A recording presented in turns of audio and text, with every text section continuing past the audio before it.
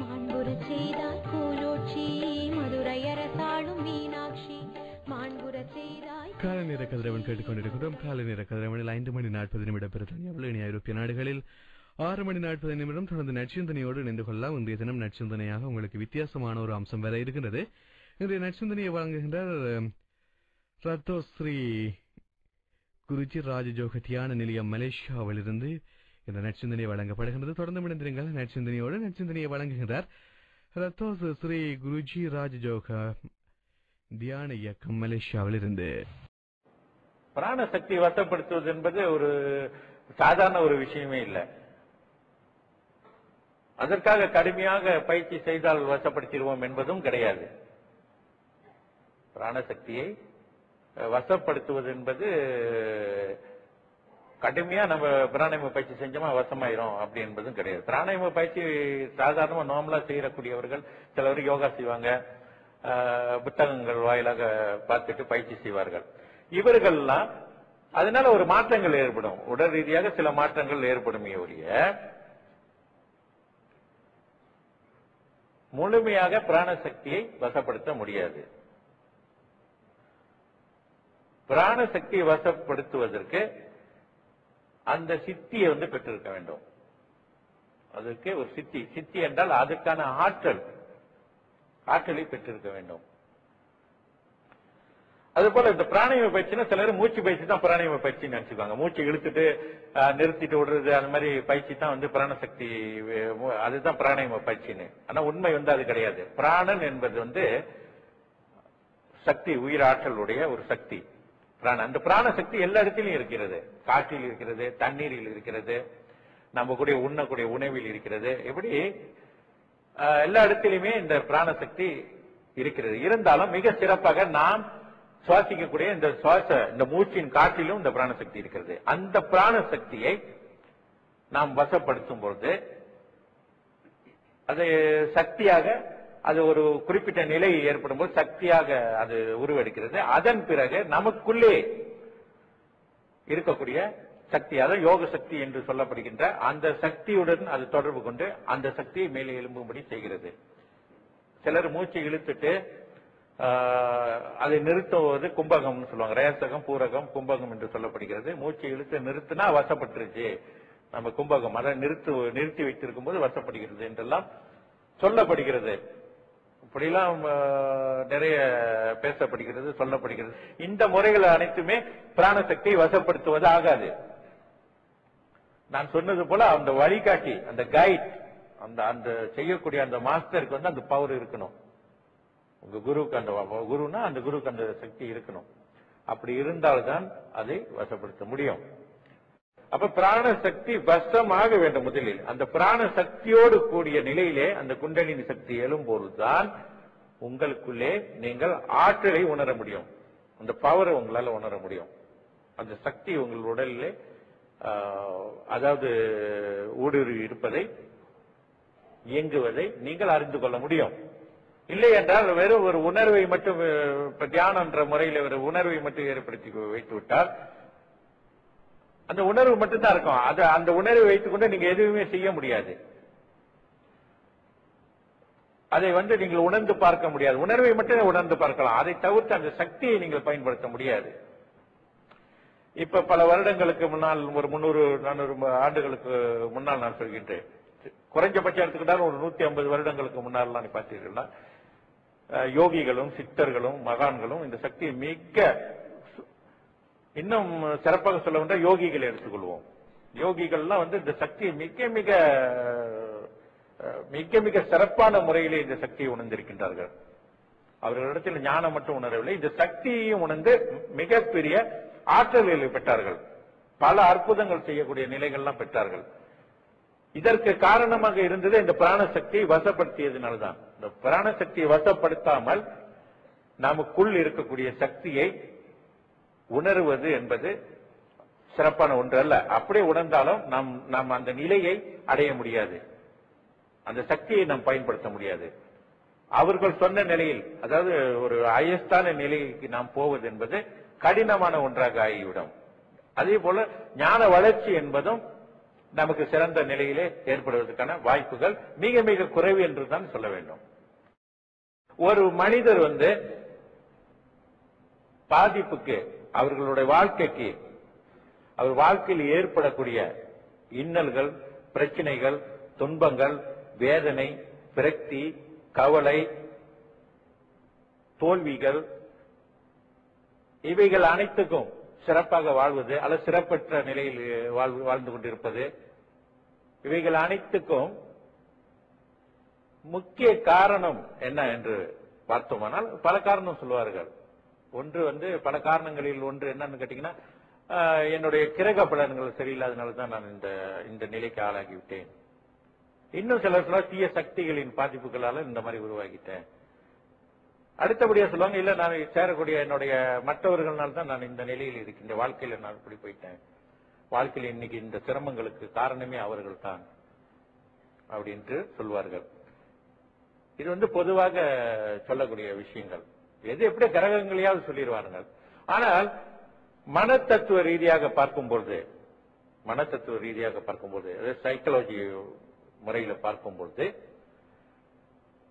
நாம் அழகாக இருப்பதற்கும், அருவருப்பாக மற்றவர் பார்ப்பது அருவருப்பாக பார்ப்பதற்கும், வாழ்க்கையில சிறப்பாக இருப்பதற்கும், சிறப்பற்ற நிலையில் இருப்பதற்கும், மகிழ்ச்சியாக வாழ்வதற்கும், மகிழ்ச்சியற்ற நிலையில் வாழ்வதற்கும், வேதனையுடன் வாழ்வதற்கும், விரக்தியுடன் வாழ்வதற்கும், பல சிரமங்களுடன் வாழ்வதற்கும், பல தோல்விகளுடன் வாழ்வதற்கும் காரணம் நாம் தான் என்பதை மனத்தத்துவ ரீதியாக அது சயின்டிபிக்கா அதுக்கான காரணத்தை காட்டுகிறார்கள். சரி, அது எப்படி நம்ம பார்ப்போம். முதல்ல இது ஏன் இதை நான் பார்க்கணும் அப்படின்னு சொன்னா, முதலில் நாம் கிட்ட இருக்கக்கூடிய, நம்மிடத்தில் இருக்கக்கூடிய பாதிப்புகளை நாம் முதலில் தெளிவுபடுத்திக் கொள்ள வேண்டும். அதுக்கு பிறகு நம்ம கிரகங்களுக்கு போகலாம். என்னோட கிரக பலன் சரியில்லை, என்னோட ராசி பலன் சரியில்லை அப்படின்லாம் பிறகு பார்ப்போம். முதலில் நாம் சரியான நிலையில் இருக்கின்றோமா, தெளிவான நிலையில் இருக்கின்றோமா,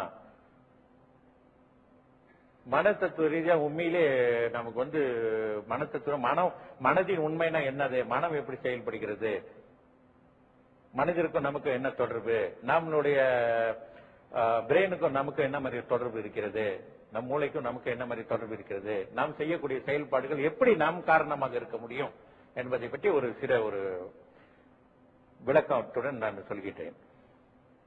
முதலில் ஒரு மனிதர்களாக இருக்கக்கூடியவர்கள் அவர்களுடைய உறுப்புகள் மூலம் அவர்களுடைய கை, கால், இப்படி கண், முகம், இப்படி எல்லாமே சிறப்பாக இருக்க வேண்டும். முதலில் அதுவும் ஃபர்ஸ்ட், ஒரு மனிதர் என்றால் அதெல்லாம் அவயங்கள் அனைத்துமே எந்த ஒரு குறை இல்லாமல் இருக்க வேண்டும். அடுத்தபடியாக பார்க்கும்போது ஐம்புலன்கள் சரியாக அமைந்திருக்க வேண்டும். ஐம்புலன்கள், அதாவது சொல்ல வேண்டும்னா ஐம்புலன்கள் என்று சொன்னால் கண், காது, மூக்கு, வாய், தொடக்கூடிய உணர்வு, இது ஐம்புலன்கள் என்று சொல்லப்படுகிறது. இவைகள் சரியாக இருக்க வேண்டும். இதை விட ஒரு முக்கியமான ஒன்று என்னவென்றால், இந்த புலன் உறுப்புகள் சரியாக இருக்க வேண்டும். இப்ப காது மட்டும் 2 காது இருந்துட்டா காது கேட்கும்னு அர்த்தம் இல்ல. காதுக்குள் இருக்கக்கூடிய சில நரம்பு இயக்கங்கள் இருக்கிறது. அதுதான் நாம் கேட்கக்கூடிய, நம்ம எந்த விஷயத்தை கேட்டாலும் எடுத்து மூளைக்கு செல்லக்கூடிய ஒரு கருவி உள்ளே இருக்கிறது, நரம்பு இயக்கங்கள் இருக்கிறது. அதான் புலன் உறுப்பு என்று சொல்லப்படுகிறது. இவைகள் அனைத்தும் சரியாக இருக்க வேண்டும். சிலர் கண்ணு திறந்தபடி தான் இருக்கும், ஆனா முன்னுக்குள்ளவர்கள் கண்ணுக்கு தெரியாது. என்ன கண்ணு திறந்தாலும் எப்படி கண்ணு தெரியல, அந்த உறுப்புகள், புலன் உறுப்புகள் செயலற்று இருக்கிறது. இவைகள் சரியாக இருக்க வேண்டும்.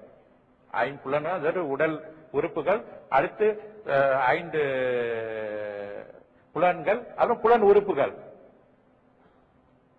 அதன் பிறகு நாம் பிரெயின், மூளை சரியான முறையில், அதுக்கு பிறகுதான் மூளையின் இயக்கம். இவைகள் அனைத்தும் இந்த ஐம்புலன்கள் வழியாகத்தான் நமக்கு எல்லா விஷயங்களையும் மூளைக்கு கொண்டு செல்கிறது.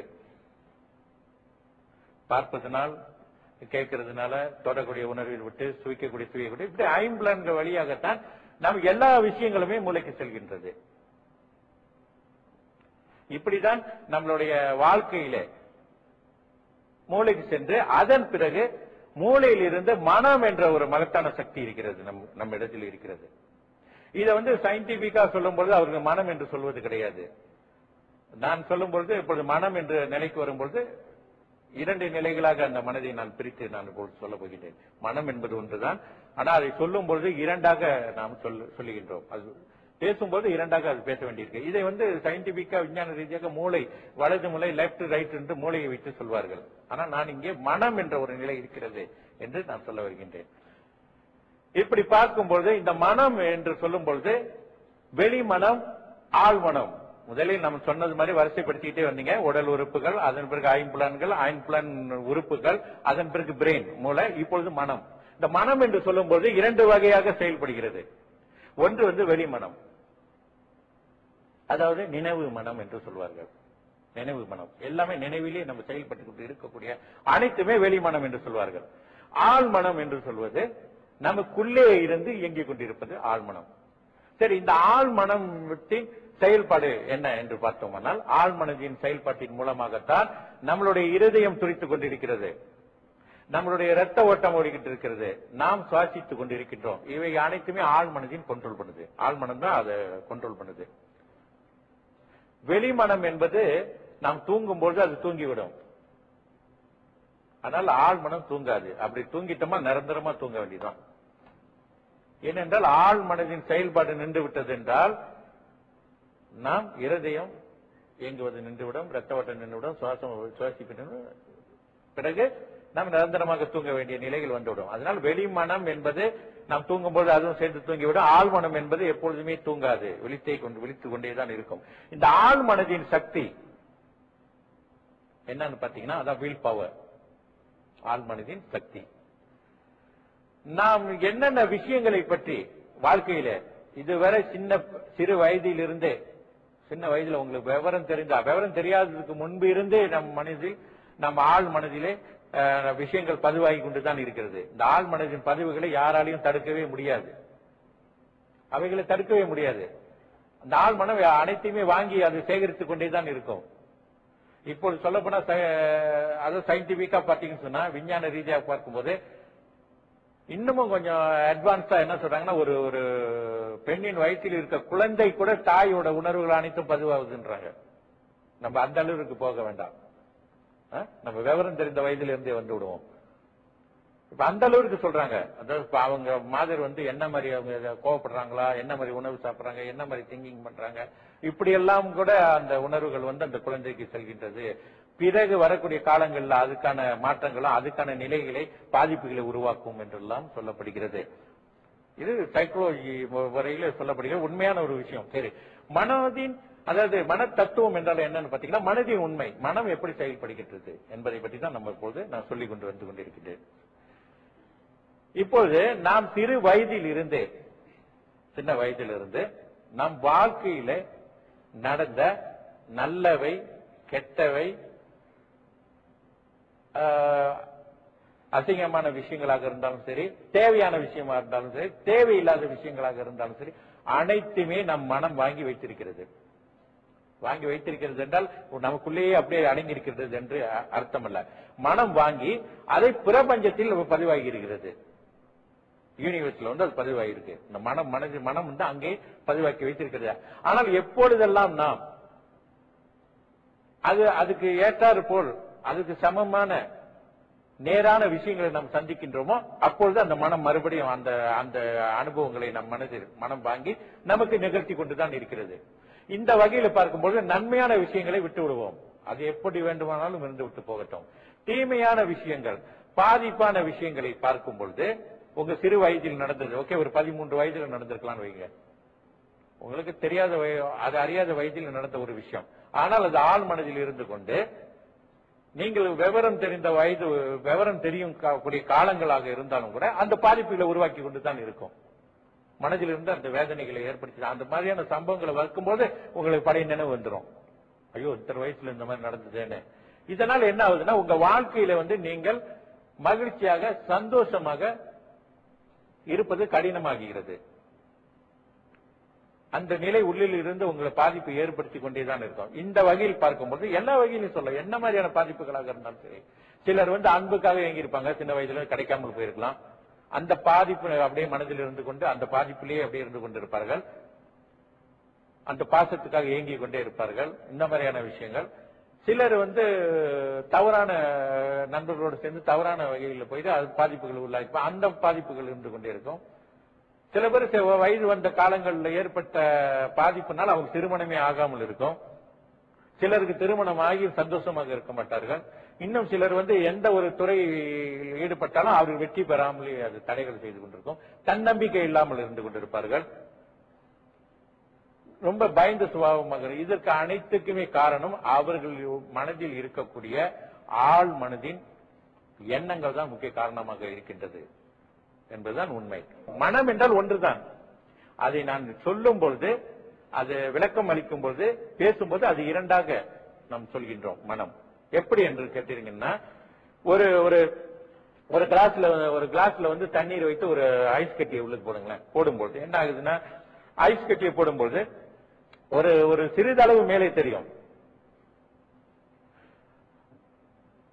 மறுபகுதி தண்ணீருக்குள்ள இருக்கும்.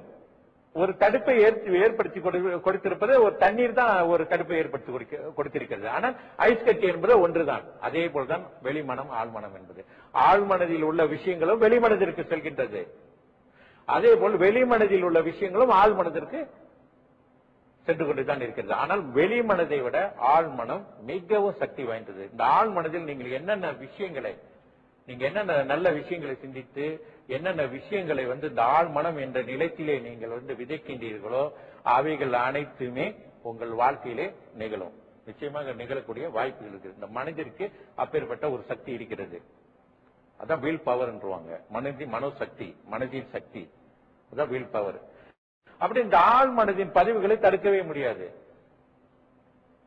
இன்னும் சிறப்பா சொல்லணும்னா, நீங்க ஒரு படம் பார்த்து கொண்டு இருக்கீங்கன்னு வைங்களேன், ஆழ்மனம் எப்படி வேலை செய்யணும் அப்படி நீங்க பாட்டு பார்த்துட்டு இருப்பீங்க. ரொம்ப சோகமான படங்கள் பார்த்துக்கிட்டு இருப்பீங்க. ரொம்ப கதை ரொம்ப ஒரு இன்ட்ரெஸ்டா இருக்கும், பார்க்க ரொம்ப இன்ட்ரெஸ்டா இருக்கும். ஆனால் என்ன மாதிரி பதிவுகளை ஏற்படுத்தும் தெரியுங்களா? அது ரொம்ப ஒரு சோகமான, துக்கமான, துயரமான, வறுமையான படம் பார்த்துக்கிட்டே இருந்தே உங்களை அறியாமே கண்ணில் அப்படியே கண்ணில் கண்ணீர் வரும். என்னமோ நீங்களே அந்த படம் தான் திணிக்கும். அது ஆழ் மனதில் பதிந்து உடனடியாக அது உங்களுடைய அந்த மாற்றத்தை ஏற்படுத்துகிறது, விளைவுகளை ஏற்படுத்துகிறது. இதுதான் ஆழ் மனதின் செயல்பாடு.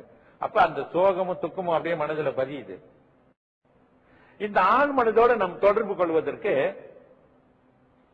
மிக சிறந்த முறை என்னன்னு கேட்டீங்கன்னா தியானம். அந்த தியானம் மூலமாக நம்ம ஆழ் மனதை தொடர்பு கொள்வது என்பது மிக சிறந்த ஒரு முறையாக இருந்தாலும் அதுக்கு டைம் எடுக்கும். அதுக்குன்னு சில டைம் எடுக்குது. தியானம் நல்ல முறையில முதலில் நீங்க தியானம் செய்து ஒரு சிறப்பான நிலை, ஒரு குறிப்பிட்ட நிலையை அடைய வேண்டும். அப்பொழுதுதான் நீங்கள் தியானத்தின் மூலமாக உடனடியாக நீங்க ஆழ் மனதை தொடர்பு கொள்ள முடியும். அதுவரை நாம் ஆழ் மனதை நாம் தொடர்பு கொள்வதற்கு இன்னொரு முறை இருக்கிறது. அது மனத்தத்துவ ரீதியாக ஒரு முறை இருக்கிறது. என்னவென்றால், நாம் முதலில் உடலுக்கு நல்ல ஓய்வை ஏற்படுத்தும் பொழுது நாம் வெளி மனம் என்பது வெளி மனதின் தொடர்பு அற்று நனவு மனதில் இருந்து நேரடியாக ஆழ் மனதிற்கு உள்முகமாக திரும்பும். அப்படி திரும்பும் பொழுது நம்ம ஆழ் மனதோடு தொடர்பு கொள்ள முடியும். இப்படி தொடர்பு கொண்டு நீங்கள் தேவையான விஷயங்களை உங்கள் ஆழ் மனதிற்கு தேவையான அந்த ஆழ் மனம் என்னும் சொல்லக்கூடிய அந்த நிலத்திலே நல்ல விஷயங்களை நீங்கள் விதைக்கும் போது, நல்ல எண்ணங்களை விதைக்கும் பொழுது அவைகள் உங்க வாழ்க்கையில மிக சிறப்பான ஒரு நிலையை உருவாக்க உங்கள் யோக சக்தி அதை அந்த நிலையை உருவாக்கும். மனசக்தியை விட பல மடங்கு சக்தி வாய்ந்தது யோக சக்தி. அது ஆத்ம சக்தி. இந்த மனசக்தி, அதாவது ஆழ் மனதின் ஆற்றல் அனைத்துமே அந்த ஆத்ம சக்தி என்னும் சக்தியை அடக்கி வைத்திருக்கிறது. அதனால எப்பொழுது நீங்க ஆழ் மனதை டச் பண்றீங்களோ நேரடியாக அந்த யோக சக்தி உங்களுக்கு எல்லா வகையிலுமே ஒரு நல்ல நிலைகளை உருவாக்கும். ஆழ் மனதோடு தொடர்பு கொண்டு மனோசக்தி மட்டும் அங்கே செயல்பட்டு ஆத்ம சக்தியும் அங்கே ஒன்று சேர்கிறது. இறைவன் அருளால் அங்கே யோக சக்தி சேரும் பொழுது உங்க வாழ்க்கையிலே நீங்க விரும்புகின்ற நினைக்கின்ற காரியங்கள் அனைத்தும் சுலபமாக வெற்றி பெற முடியும். அப்ப மனோசக்தியை விட மேலானது யோக சக்தி, அதுதான் ஆத்ம சக்தி. ஏன்னா மனசக்தியை கொண்டு உலக வாழ்க்கையை நாம் நிர்ணயித்துக் கொள்ள முடியும், உலக வாழ்க்கையில் நம்ம வெற்றி பெறுவதற்கு பயன்படுத்திக் கொள்ள முடியும். ஆனால் ஆத்ம சக்தியை கொண்டு, அதாவது யோக சக்தியை கொண்டு நம்மை நாம அறிந்து கொள்ள முடியும், இறைவனை அறிந்து கொள்ளக்கூடிய ஒரு நிலையை உருவாக்கி கொள்ள முடியும், ஞானம் பெற முடியும். சரி, இந்த தியானம் செய்வதனால் நமக்கு என்னென்ன பலன்கள் கிடைக்கும் அப்படின்ட்டு இப்ப நான் பார்ப்போம். தியானத்தின் மூலமாக வாழ்க்கையில என்னென்ன கிடைக்கும்னா, முதலில் நம்ம உடல் ஆரோக்கியம் கிடைக்கும். நல்ல தியானம் பிராணாயாம பயிற்சி தியானம் செஞ்சுட்டு வந்தீங்கன்னா உடல் ஆரோக்கியமாக இருக்கும், சுறுசுறுப்பாக இருப்பீர்கள், இளமையுடன் இருப்பீர்கள், நோய்கள் வராமல் தடுக்கும், நோய்கள் உள்ளவர்கள் நோய்களை முழுமையாக குணப்படுத்திக் கொள்ளக்கூடிய நிலைகளை உருவாக்கும், நோய்கள் கட்டுப்பாட்டுக்குள் கொண்டு வரும். இவைகள் அனைத்துமே தியானத்தின் மூலமாக நிறைவேற்றிக் கொள்ள முடியும், தியானம் செய்வதனால் மட்டுமே. அது மட்டும் இல்ல, அடுத்து நல்ல தியானம் செஞ்சுட்டு வந்தா நம்ம வேண்டிக் கொடுக்கிற பிரார்த்தனை செய்யக்கூடிய விஷயங்கள் எல்லாம் நடைபெறுவதற்கு இறைவன் அருளால தியானம் நல்ல முறையில் தியானம் காரிய சித்திகள் உருவாகும். இவைகள் அனைத்தும் வாழ்க்கைக்கு நமக்கு என்னென்ன தேவையோ அனைத்துமே இந்த தியானத்தின் மூலமாக பெற முடியும். சரி, அடுத்து ஆன்மீகம் என்ற விஷயத்துக்கு போவோம். இந்த தியானத்தினால என்ன பயன் அப்படின்னு பார்ப்போம். பிராணாயாம பயிற்சி செய்வதனால நல்ல உடல் ஆரோக்கியம், சுறுசுறுப்பு, முதுமையை தடுப்பது, இவைகள்லாம் ஏற்படும். நோய்கள் இருந்தால் உடல்ல இதுவரை நோய்கள் முழுமையாக குணப்படுத்துவது, குணமாகக்கூடிய வாய்ப்புகள் அல்லது கட்டுப்பாட்டுக்குள்ள வரணும். இதுவரை மருந்தெல்லாம் சாப்பிட்டு கூட சிலருக்கு நோயை கண்ட்ரோல் பண்ண முடியாது. எவ்வளவு மருந்து சாப்பிட்டாலும் அப்படியே தான் இருக்கும், மாற்றம் இருக்காது. அது மாதிரி உள்ளவருக்கு இந்த யோக சக்தி எடுத்தது பிறகு மாற்றங்கள் ஏற்படும். நல்லா தியானம் செஞ்சா ரொம்ப குறைஞ்ச மருந்தெல்லாம் அப்படியே குறைச்சிட்டே வந்துருவாங்க. சிலர் மருந்து சாப்பிடாமலே போற அளவுக்கு எல்லாம் வந்திருக்காங்க, இருந்து கொண்டு இருக்கின்றார்கள். அந்த மாதிரிலாம் இருக்கு. நோய் வராமல் தடுக்கும். நோய் இல்லாதவங்களுக்கு நோய் வராது, நோய் உள்ளவர்களுக்கு நோய் பூர்ணமாக குணமாவதற்கான வாய்ப்பு இருக்கு. நோய் கட்டுப்படுத்தக்கூடிய நிலைகளை உருவாக்கி கொள்ளலாம். அடுத்து வாழ்க்கையில காரிய சித்திகளை உருவாக்கும். நல்ல பிராணாயாமம் செஞ்சு தியானம் செஞ்சுதான் நினைக்கக்கூடிய காரியங்கள் எல்லாம் உறுதியா நீங்க பிரார்த்தனை செஞ்சுட்டு வந்தாலே காரியங்கள் எல்லாம் என்ன பிரார்த்தனை செய்றீங்களோ அந்த பிரார்த்தனைகள்லாம் நிறைவேறுவதற்கு நிறைய வாய்ப்பு இருக்கு. 100% நிறைவேறும். நல்ல பிரார்த்தனை செஞ்சீங்கன்னா வேற பயிற்சி எதுவுமே இல்லாமலே இந்த தியானத்தின் மூலமாகவே உங்களுக்கு கை வரப்படும். அது ஒரு மிகப்பெரிய விஷயம். அதுக்கு என்ன சொல்லணும்னா சுருக்கமா காரிய சித்தியை உருவாக்கும். இவைகள் எல்லாமே வாழ்க்கையில ஏற்படுத்தும். அது மட்டும் இல்லாமல் குடும்பத்தில மகிழ்ச்சியை ஏற்படுத்தும். கணவர் மனைவிக்குள்ள நல்ல ஒரு அண்டர்ஸ்டாண்டிங் இருக்கும். அப்படியே ஏற்கனவே இருந்தாலும் இன்னும் நல்ல ஒரு சந்தோஷமான ஒரு சூழ்நிலையை உண்டாக்கும். பிள்ளைகள் இடத்துல நல்ல சந்தோஷமாக இருக்கிறதுக்கான வாய்ப்புகள் இருக்கு. நீங்க பேசக்கூடிய எங்க போய் எது பேசினாலும் மற்றவர்கள் உங்களோட பேச்சை விரும்புவார்கள். இந்த மாதிரியான விஷயங்கள் அனைத்துமே சின்ன சின்ன விஷயங்கள்னா அது பாட்டுக்கு சொல்லிக்கிட்டே போலாம். நிறைய இருக்கு சின்ன சின்ன விஷயங்கள். சின்ன விஷயங்களாக இருந்தாலும் சில நேரங்கள்ல அதுதான் நம்ம கவனிக்க வேண்டிய விஷயமாக இருக்கும். இப்ப ஒரு இடத்துல போய் பேசணும்னு சொன்னா ஒருத்தங்க கேட்க விருப்பம் இல்லைன்னா அது நல்லது இல்லையா? கேட்கறது அவங்க பேசினாலே நல்லா இருக்குப்பா அப்படின்னு சொல்றது எப்படி இருக்கு? ஐயா வந்துட்டாங்களா, இன்னைக்கு அவ்வளவுதான், இடத்த காலி பண்ணுவோம் அப்படின்னு சொன்னா ஏதாவது பேசிட்டு கிடக்குங்க கேட்க முடியாது அப்படின்னா அது நல்லா இருக்கா? நல்லா இல்ல. அந்த மாதிரி தியானம் செஞ்சுட்டுலாம் வரும்போது அந்த மாதிரி எல்லாம் அவங்க கிட்ட அந்த வைப்ரேஷன், அந்த மாதிரி ஒரு மேக்னெட் இருக்கு.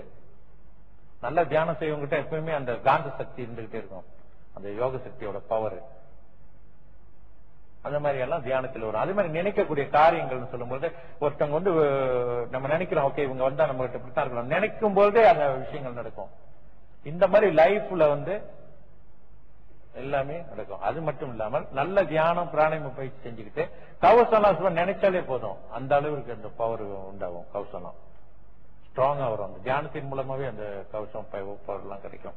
இது வாழ்க்கையில நடக்கக்கூடிய விஷயம். சரி, அடுத்து தெய்வீகமாக என்ன நடக்கும் அப்படின்னு பார்ப்போமே. நல்ல தியானம் செஞ்சுட்டு வந்தீங்கன்னா ஞான வளர்ச்சி ஏற்படுத்தும். சரி, இந்த ஞான வளர்ச்சின்னா என்ன?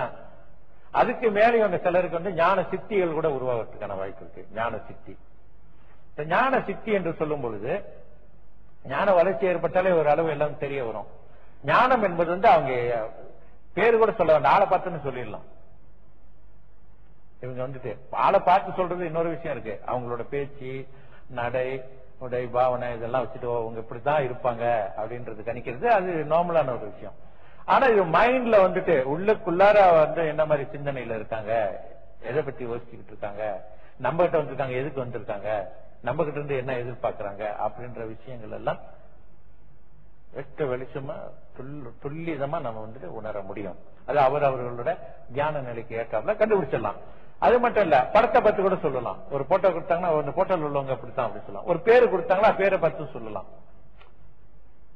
இங்க உள்ளவர்களும் சொல்லலாம், வெளிநாட்டுல இருந்து உள்ளவர்களை கூட இங்க நம்ம சொல்ல முடியும். இந்த மாதிரி இதெல்லாம் வந்து ஞான வளர்ச்சி அல்லது ஞான வளர்ச்சின்றது இந்த மாதிரி உணர்வுகள் ஆயிரும். ஞான சித்தி என்று சொல்றது, இப்ப ஞான வளர்ச்சி என்பது வந்து அவங்க உட்கார்ந்து பார்க்கணும், தியானத்துல உட்கார்ந்து ஓகே இந்த பேர் உள்ளவங்க யாரு என்ன அப்படின்னு. ஞான சித்தின்றது வந்து அந்த மாதிரி உட்கார்ந்து பார்க்க வேண்டிய அவசியம் இல்லை. சித்தினாலே அதுதான். சித்தின்றது வந்து என்னன்னா ஒரு முடிவு. நினைச்ச உடனே அவங்கள பார்த்த உடனே சொல்லிடலாம். சில நிமிடம் தான் பிடிக்கும், அதுதான் சித்தின்னு சொல்றது. இப்ப இது மாதிரி ஞான வளர்ச்சியை ஏற்படுத்தும். அதன் பிறகு ஞான சித்திகள் வர்றதுக்கான வாய்ப்பு இருக்கு. இந்த மாதிரி வரும்போது பார்க்கக்கூடிய நிலைகள் எல்லாம் உண்டாகும். உள்ள உணர்வின் மூலமாக ஒருவரை வந்து நம்ம அறிந்து கொள்ளலாம், தெரிந்து கொள்ள முடியும். அடுத்து காரிய சித்திகள்லாம் வாக்கு சித்தி உண்டாகும் அவங்ககிட்ட. நல்ல தியானம்லாம் நல்ல சிறப்பா செஞ்சுட்டு இருந்தா வாக்கு சித்தி. வாக்கு சித்தின்றது என்னன்னு கேட்டீங்கன்னா, ஒரு விஷயம் சொன்னாங்கன்னா அது நடக்கும். நல்ல தியானம் ஓகே நீங்க போறோம் அப்பா இந்த காரியம் போறேன் இல்ல, நீங்க போங்க நடக்கணும், நடந்துடும். ஆனா அந்த நிலை வரணும்னு, நிலை வர்றதுக்கு முன்னாடி நீங்க போங்க நடந்துடும் சொன்னா அது நமக்கு தெரியாது. நிலை உள்ளவர்களுக்கு தெரியும். இல்லப்பா இந்த காரியம் நடக்கும் நினைக்கிறேன், இல்ல இது நடக்காது, இந்த மாதிரி விஷயம் அது நடக்காமல போயிடும். அதுதான் வந்து வாக்கு சித்திகள். இதெல்லாம் வந்து இந்த தியானத்தின் மூலமாக நடைபெறும். அதன் அடுத்து சக்திகள், நம்ம கிட்ட இருக்கக்கூடிய சக்திகள் வந்து அதிகமான நிலையில உருவாகும். இந்த மாய சக்திகள், இந்த மாதிரிலாம் சொன்னல, மாய சக்திகள்லாம் உருவாகும். சூட்சுமமான சக்திகள்லாம் உணரக்கூடிய தன்மைகள், அறிந்து கொள்ளக்கூடியது, சூட்சும இதுகளை பார்க்கக்கூடிய தன்மைகள், இவைகள் எல்லாமே வந்து தியானத்தின் மூலமா தான் கைவரப்படும். இதை நல்ல தியானம் செய்யணும். எல்லாத்துக்கும் மேல இதை ஞானம் என்பது என்னன்னு கேட்டா, ஞான அறிவு என்பது, பகுத்தறிவு என்பது நாம் சிந்தித்து ரைட்டு ராங்னு யோசித்து சிந்தித்து நம்ம மூளையை கொண்டு நம்ம பிரெயினை கொண்டு தெரிஞ்சு கொள்றதுதான் பகுத்தறிவு. ஆனால் ஞான அறிவு என்பது இறைவன் மூலமாக அளிக்கக்கூடிய அறிவு. அதனாலதான் வந்து மனிதர் இடத்துல வந்து ரகசியம் என்பது, உண்மையான ஞானம் பெற்றவர் இடத்துல, ஞானம் பெற்றிருக்காங்கன்னா அவங்க இடத்துல வந்து ரகசியம் என்பதே கிடையாது. என்னைக்கு நம்ம மனம் வந்து இந்த ஆழ்மனம் வந்து வாங்கிச்ச விஷயத்த அது வந்து பிரபஞ்சத்துல பதிவாயிரும். உள்ளுக்கே இருக்கிறது இல்ல. ஏன்னா உள்ளுக்கு ஏதோ ஃபேக்டரி வச்சு நடத்துறாங்க அப்படி கிடையாது. உள்ளுக்கு ஏதோ ரெக்கார்டிங் எவ்வளவுதான் ரெக்கார்டிங் அந்த மாதிரி கிடையாது. விஷயங்களை வாங்கி சூட்சுமமா அங்க இருக்கும். பிரபஞ்சம்ன்றது இந்த வானத்துல இருக்கக்கூடிய நிலையில அந்த பிரபஞ்சம், இந்த உலகத்துல அந்த காற்றோட காட்டு அது பிரபஞ்சத்துல இருக்கும். எப்பொழுதெல்லாம் அது சம்பந்தமாக அதுக்கு சமமான விஷயம் வருது, அப்ப அங்கிருந்து தொடர்பு கொள்ளும் ஆழ்மனதை. ஆனா ஆழ்மனதிலிருந்து அந்த செயல்பாடுகள் வெளியாகும். அப்ப இந்த மாதிரி ஞானிகள் வந்து நேரடியா அங்கிருந்து அவங்களுக்கு விஷயம் வந்துடும். கடவுள்னால நம்ம தியானம் செய்யறதுனால ஆண்டவன் கொடுத்தது. அது எதுக்கு கொடுத்துருக்கா? சில நேரங்கள்ல வந்து நாம் வந்து மற்றவங்களுக்கு உதவ முடியும்னா அதை பயன்படுத்தலாம். அதை தவிர்த்து அடுத்தவங்களை ஆராயறதுக்கோ அடுத்தவங்களை பார்த்துக்கிட்டு பண்றதுக்கோ உள்ள விஷயம் இல்ல. அது வந்து நம்மையும் நாம் மாசுபடுத்திக்கிற மாதிரி. அது மாதிரி யோக சக்தியை கொண்டு நமக்கு கிரக பலன் எதுவும் சரியில்லைனாலும் அப்ப இந்த இதனால ஒரு நன்மை என்னென்ன விஷயம் சொல்ல வரேன் நான், இல்லைன்னா இது சொல்லியிருக்க மாட்டேன் குரு. உங்கள் கிரக ரீதியில சொல்றாங்கன்னு வைங்க, உங்க குடும்பத்துல வந்து கிரக ரீதி என்ன சொல்ல போறாங்க, புதுசா குடும்பத்துல வந்து ஒரு நல்ல காரியம் நடக்கும், தொழில விருத்தி அடையும், புது தொழில் ஆரம்பிச்சீங்கன்னா நல்லா இருக்கும், வீடு வாங்குவீங்க, கார் வாங்குவீங்க, உங்க பிள்ளைங்களுக்கு கல்யாணம் நடக்கும், மேற்படிப்புக்கு போவாங்க அப்படின்னு. ஓகே வீட்டுல பிரச்சனை நடக்க போகுது, பிள்ளைங்கனால பிரச்சனை, தொழில வந்து பாதிப்பு ஏற்பட போகுது, வெளியூர் பயணம் வைக்காதுங்க, புது தொழில் தொடங்க, இதேதான் அப்படி இப்படிதான் ஓடும்.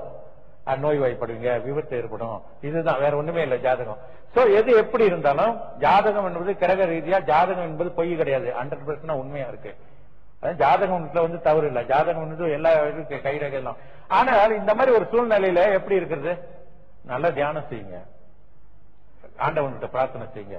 எவ்வளவு கடினமான நிலையிலும் யோக சக்தியோட துணையோட இறைவன் தொடர்பு இருக்கிறதுனால நிச்சயமா வாழ்க்கையில அவங்க சொல்ற அளவுல நடக்கவே நடக்காது, மேலோட்டமா வந்துட்டு போயிடும். நமக்கு நம்ம விரும்பக்கூடிய வாழ்க்கையில வந்து கீழே விழுவாமல் நிலையாக வாழக்கூடிய நிலையை உருவாக்க முடியும் யோக சக்தியின் மூலமாக. அதுக்கு பயந்துட்டு இருக்க வேண்டிய அவசியமே இல்லை, எந்த மாதிரி பாதிப்பாக இருந்தாலும் சரிதான். அதுதான் வந்து சக்தி, யோக சக்தி பெற்றவர்களுக்குள்ள ஒரு பெரிய மாற்றம், நார்மலா உள்ளவர்களுக்கும் யோக சக்தி பெற்றவர்களுக்கும். சரி, அது மாதிரி ஞான சக்தி வளர்ச்சி, ஞான வளர்ச்சி ஏற்படும், ஞான சக்தி உருவாகும். மிக மிக பெரிய விஷயம் என்னன்னா இறைவனோடு ஒரு தொடர்பை ஏற்படுத்தும். அந்த நிலைக்கு வந்துட்டீங்கன்னா அந்த லெவலுக்கு வந்துட்டு அது அப்புறம் பெரிய விஷயம். அந்த லெவலுக்கு வரும்போது தான் அற்புதங்கள்லாம் செய்யறதெல்லாம் தொடங்குது. நற்சிந்தனை கேட்டீர்கள். நற்சிந்தனையை வழங்கியவர் ஜிட்டோ ஸ்ரீ குருஜி மலேசிய ராஜயோக தியான இயக்கம் மலேசியா.